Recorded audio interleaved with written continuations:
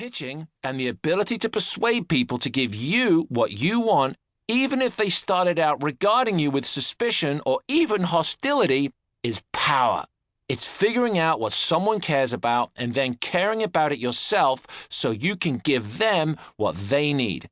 It's engaging a person face to face and eye to eye so they feel like you're speaking directly to them, even if there are 50 other people in the room. It's turning a crowd of glowering strangers with their arms folded into a legion of fans ready to say yes enthusiastically to whatever you propose, what I call fierce agreement.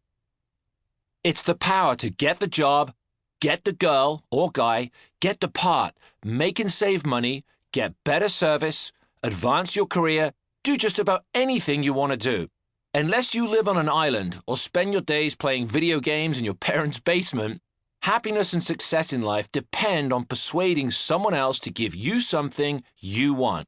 You're constantly pitching, even if you don't realize it.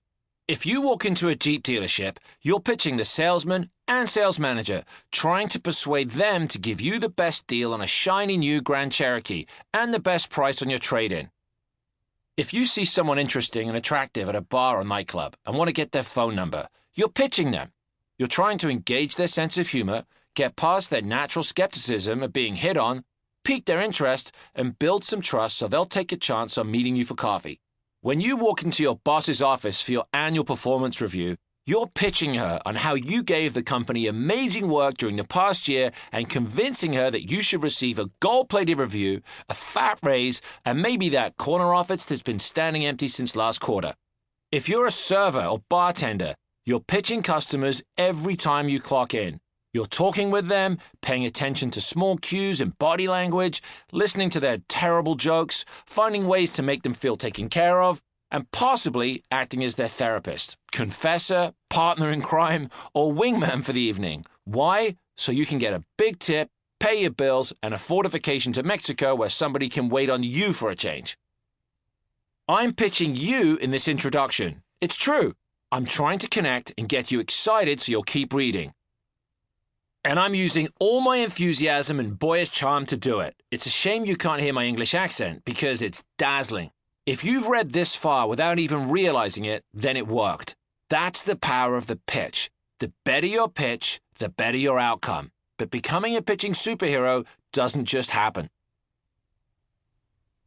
OxiClean, Billy Mays, and me. Convincing people to give you what you want is an art form that takes charisma and confidence.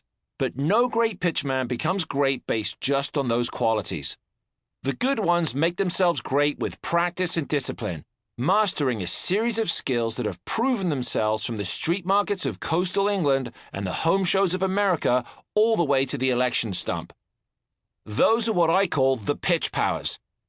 Think of the pitch powers as your version of Batman's utility belt, an arsenal of precision tools you can use to craft a winning pitch, rescue a situation that's going sideways, or get a conference room full of people cheering for you. They're the essential techniques I've learned in more than 25 years on the joint. Pitchman-speak for the area where you're selling, where you try to attract customers. And they've taken me from selling 10-pound car washes in rainy Welsh street markets to selling to audiences of millions as the face of OxiClean.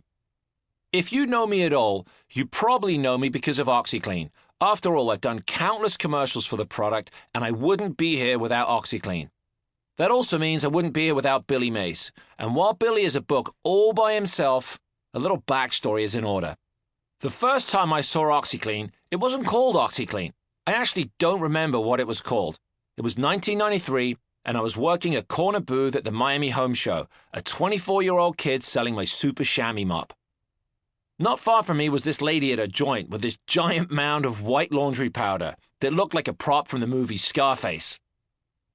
While I was busy pitching mops, business was slow for her. Around the corner was an older pitchman named Max Apple, sitting with his wife, Elaine, selling rubber brooms. I like Max. He was a genuine guy who always had interesting ideas and would always come over and say hi.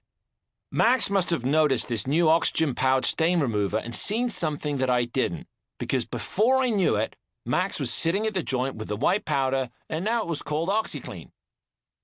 It wasn't